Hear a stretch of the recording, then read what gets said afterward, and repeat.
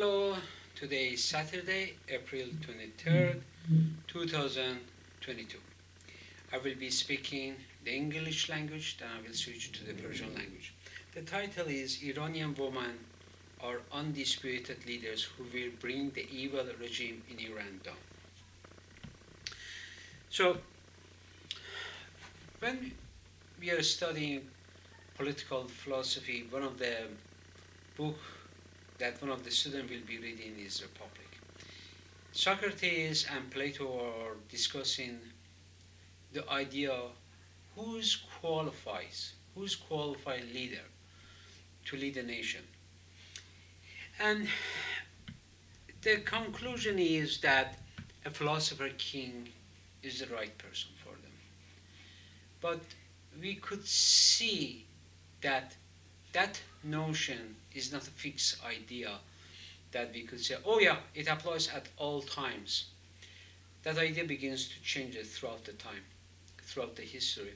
Back in the 90s in Canada, it was dealing with debt and deficit, and people wanted to have economic austerity. They looked at entrepreneurs as a right candidate to fix Canada's economy. So people were voting for entrepreneurs to fix Canada's economy. But today is a new world order. It is totally different than what it was in the 90s. Society expectations and value and measurements, the whole thing is totally different than the 90s. It's not the same thing. One of the issues that we could talk is the issue of woman's right.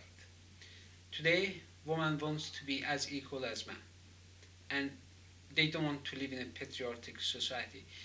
Even men are rejecting patriarchal values. They say no to it. What is happening in Iran? For example, in Iran, we have a theocracy state that devalue worth of woman in many different ways. Let's begin with the legal system in Iran.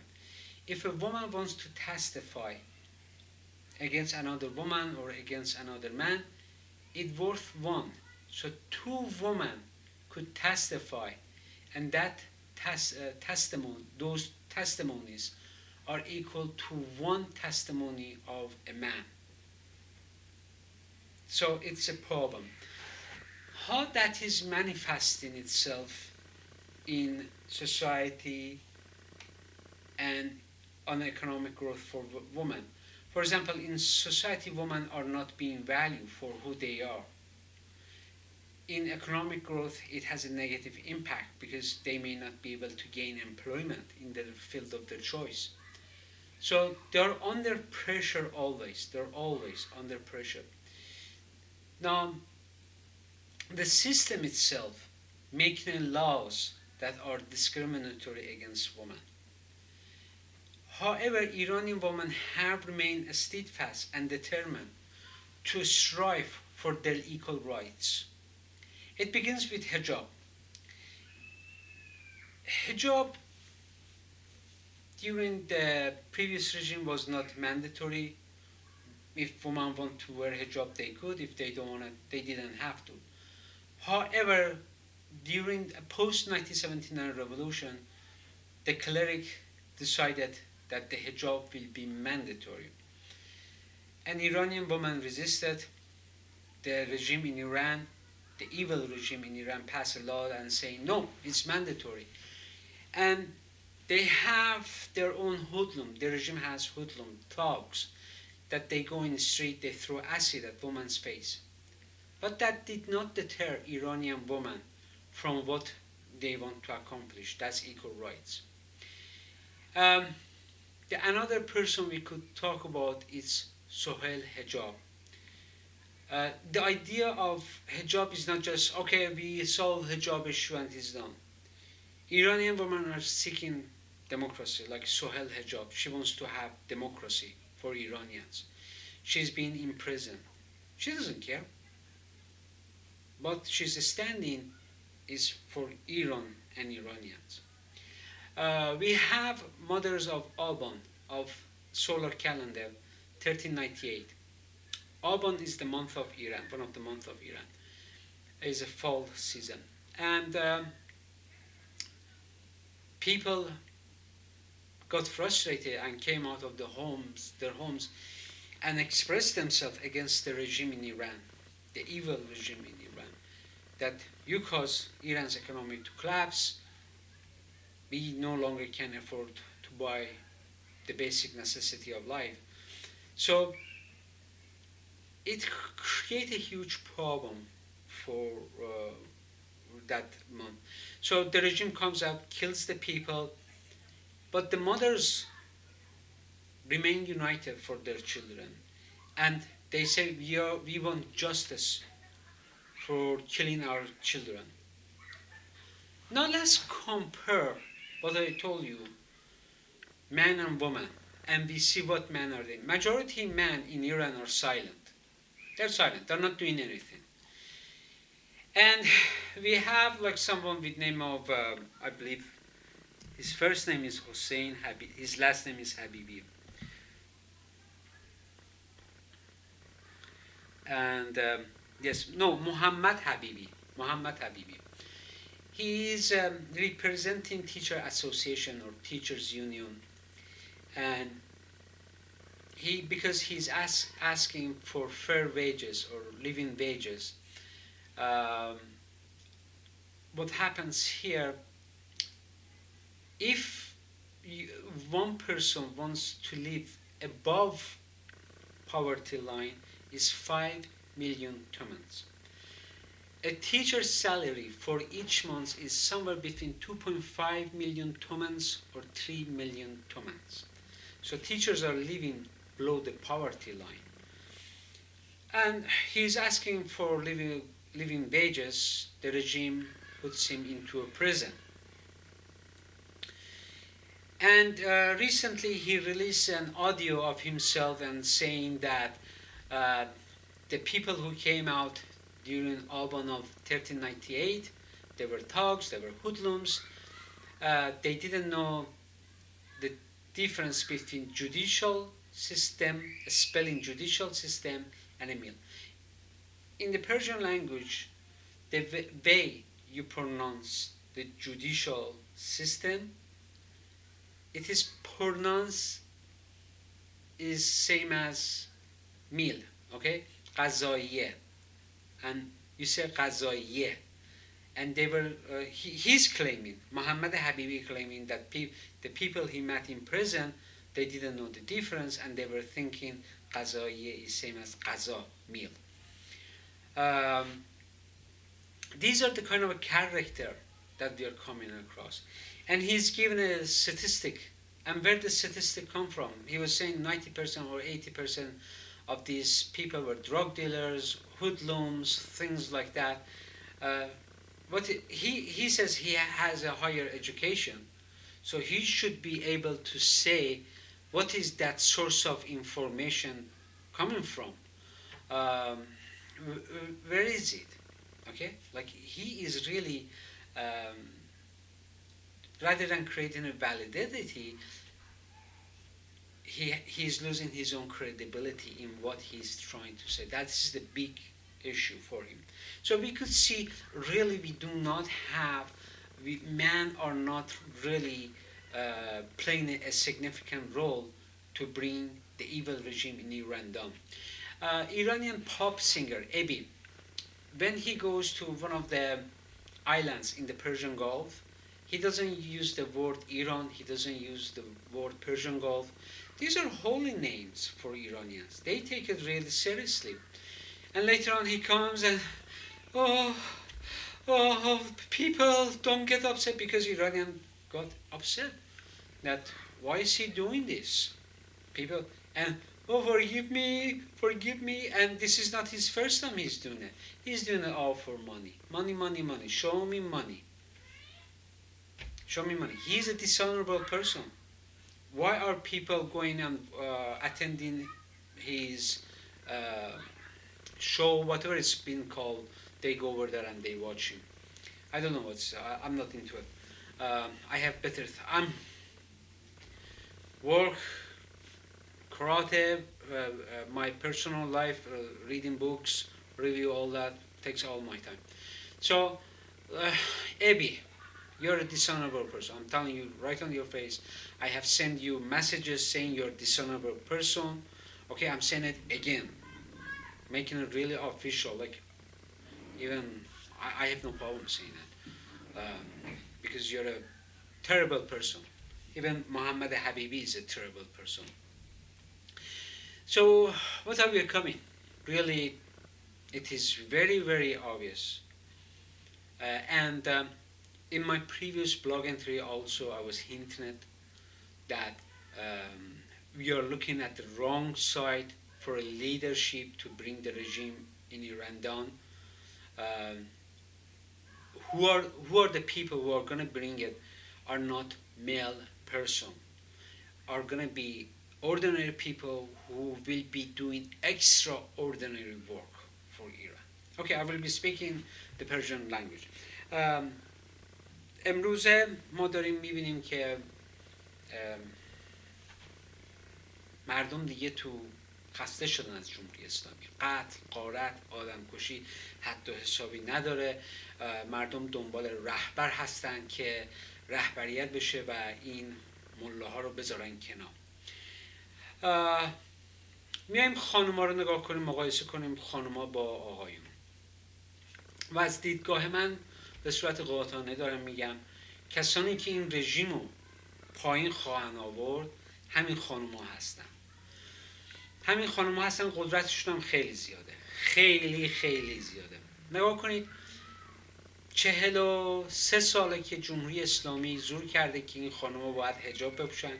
این خانوما اصلا حجاب رو رعایت نمیکنن، واقعا رعایت نمیکنن و جمهوری اسلامی لات و لوت داره میفرسته تو خیابون، اسید و چاقوکشی از اینجور کارا میکنن. ولی نتونستن جلوی زن ایرانی بایستن. زنای ایرانی محکم رو هدفشون وایستادن. ملاها به صورت قانونی، یعنی سیستماتیکی یا قانونی، زنها رو مارجینالایز دارن میکنن تو سیاست، یعنی خیلی اذیتشون میکنن. اولین اذیت کردنش اینه که میگن اگه مثلا یک خانوم بخواد شهادت بده نصف مرده. خب این بی احترامیه به یک انسان. چجوری تو میتونی بگی یک زن نصف مرده؟ این یک بی احترامی کامله، بی احترامی، بی تربیتی، بی شوری این ملاها رو نشون میده که کی هستن؟ لات و لوتن. و اومدن چیکار کردن؟ خب این ببینیم چجوری تاثیرش میذاره توی یک جامعه ما. تاثیرش خیلی زیاده. میتونه از نظر اقتصادی ببینیم، از نظر جامعه شناسی پیگیری کنیم، میبینیم تاثیرهای خیلی منفی داره توی جامعه. باعث میشه که زنان نتونن رشد اقتصادی کنن، عقب بیفتن. این وقتی یک ایرادی هستش در یک قانون پخش میشه، مثل یه اسید پخش میشه، چیز جالبی نیست. خب خانم‌های ایرانی چیکار میکنن؟ واسطادن جلوی جمهوری اسلامی. نمونه بعدیش خانم سهیل حجابه. برای آزادی ایران قیام کرده و عقبم نمیشینه، واسطاده. مادران آبان بچه هاشون رو کشتن ولی مادرای آبان همبستگی پیششون هستش، با هم هستن، تلاش میکنن که دادخواهی بچه هاشون رو بخوان. حالا مردا رو نگاه کنیم. محمد حبیبی که ایشون از نمایندگی اتحادیه کارگری هستن برای معلمان. تا جایی که من میدونم کمترین درآمد برای یک ماه که شخص زیر فرق نباشه و بتونه بالای فرق باشه جزئی 5 میلیون تومان در ماه هستش. خب تا جایی که من میدونم 2 میلیون تا 3 میلیون آموزگارا پول میگیرن در ماه و این کفاف اینو نمیده که اینا بتونن خرج خونه و زندگیشون رو بکشن. و محمد حبیبی که خب خواسته که معلم‌ها حقوقشون بیشتر بشه، کردنش تو زندان. بعد ایشون در زندان یه آدیو میفرسته، یه صدا میفرسته، مصاحبه شده، یه چیزی شده، میگه اینایی که تو ماه آبان اومده بودن 1398 اینا لاتولوتن، چاقو کشن، حرفای بد میزنن. باشه، اوکی، شما آمار داده آقای محمد حبیبی، شما میگه من یه مرد تحصیل کرده هستم، این آمار از کجا آوردی؟ این آمار از کجا آورده؟ خب نگاه کنید مغز ایشون، آقای محمد حبیبی، رو در رو میگه مغز چرند و پرنده، چرند و پرندی. خب بیا سومم کن، بیا سومم کن. ابی تو هم بیا سوم کن، بیا منو ببر سیویل دادگاهی حقوقی کاری کن. نگاه کنید ایشون یه آدمی بیورزه است. خب رو در رو دارم میگم. من یادم میاد وقتی که آهنگ خلیج فارس اومد، ایشون رفتش تو یکی از این جزایر که در خلیج فارس هستن، نگفته، خیلی مردم ناراحت کرد. و این همون جا بود که مردم ایران نباید دیگه میرفتن این جایی که کنسرت داره. این چیه کنسرت دیده نمیدونم، من اینجور جاها نمیرم. و من گفتم من سرم خیلی شلوغه، ساعتهای طولانی کار میکنم، بلاگ انجام بدم، نمیدونم کاراته انجام بدم، کتاب مطالعه کن، این کار کن، اون کار، زیاد وقت ندارم. مردم ایران نباید برفت اپی رو ببینن. یعنی چی؟ میرید اپی رو ببینی، اونم که وسط یهو نمیتونم دیگه صدام در نمیاد، آقا منو ببرید هتل بخوابم. خب ابی جان دیگه تموم شد، مردم نرید کنسرتش، ولش کنید، اهمیت ندید بهش. اگه میخواهید به اسم ایران و اسم خلیج فارس بی احترامی نشه، شما به کنسرتش نرید. وقتی تو یه جایی میبینید بهش اهمیت ندید، ردشی برید، به دست و پاش نیفتید. ایران خیلی مهمتر از یک ابیه. ابی ایران نیست، ابی خلیج فارس نیست. مردهای ایرانی، شما به زنای ایرانی نگاه کنید ببینید چیکار دارن میکنن. نگاه کنید، نمیترسن، اسید میریزن، سم میزنن، زندان میکنن، شلاق میزنن، میکشن، صد تا کثافت کاری میکنن، بازم برمیخوان. دختر آبی، سحر خدایاری، اسمها زیاده، اسمای دختر خانمای ایرانی که برای ایران به پا خواستن این کار میکنن. و شماها با رفتن به طرف ابی خون اون خانم‌های ایرانی رو داری پایمال میکنید، به صورت اون خانم‌هایی که روشون اسید ریختن، با رفتن به کنسرت ابی دارید رو اون خانم‌ها توف میکنید. همین ابی یه سال پیش اومده بود تو آهنگ گذاشته بود واسه این بچه ملا تو آمریکا یه جایی، یادم رفت. آخه این کیه؟ ابی میری دنبالش. ببینید تو یه زمان من یه ساعته یا 2 ساعته باید یه دونه چیز رو بنویسم، اینا رو تهیه کنم بذارم تو بلاگم، اینو بنویسم که بدونم یه کاری کردم واسه ایرانم. بعد از این باید برم یه سری کارهای دیگه کنم، سری اینو ببندم، آپلود کنم، برم یه کار دیگه کنم. مردای ایرانی، زنهای ایرانی رو تنها نذارید. این راه و روشش نیست که ماها واسطیم عقب، اینا همه کار رو بکنن، ما هم بگیم خب دیگه اگه خوب شد نشد گناهکار خودتی و یه چیزا. ای بیرم ول کنید، محمد حبیبی رو ول کنید. کسان رهبری که میاد من به احتمال زیاد میگم زنه و یه آدم خیلی اردنری، یه آدمی که اصلا ما انتظارشو نداریم، یه کار خیلی بزرگی خواهد کرد و اینا رو خواهد انداخت و ما باید زنها رو کمک کنیم که به برابری ما بین زن و مرد حل بشه و ایران آزاد بشه. both of us.